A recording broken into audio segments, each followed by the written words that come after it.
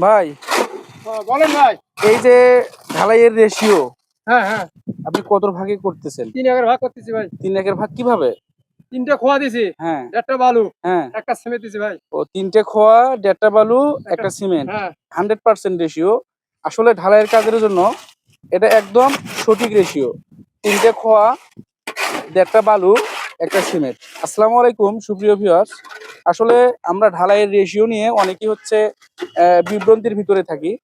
তো আসলে ঢালাইয়ের রেশিও অবশ্যই খোয়ার পরিমাণ যা হবে তার হাফ পরিমাণ হবে বালু। তাহলে কিন্তু আপনার যে ঢালাইয়ের একটা শক্তি আছে এটা কিন্তু সঠিক পরিমাণে থাকবে এবং সঠিক পরিমাণে শক্তি পাবে। তো আপনারা অনেকেই হচ্ছে ঢালাই করার সময় দেখা যায় কলাম, এই ধরেন এখানে এখানে একটা কলাম করা আছে।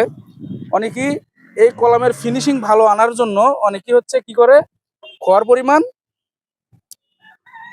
যা দেয় তার থেকে একটু কম করে হচ্ছে বালুর পরিমাণ দেয়। তো আসলে এইভাবে ঢালাইয়ের কাজ কখনোই করা যাবে না। আপনারা যা খোয়ার পরিমাণ দিবেন তার হাফ বালু এবং একটা সিমেন্ট, মানে 3টে খোয়া, 1.5টা বালু, একটা সিমেন্ট, এই পরিমাণে আপনারা রেশিও ভাগ করে ঢালাইয়ের কাজ করবেন। আর অনেকেই বলে হাতে মিক্স ঢালাই নাকি ভালো হয় না।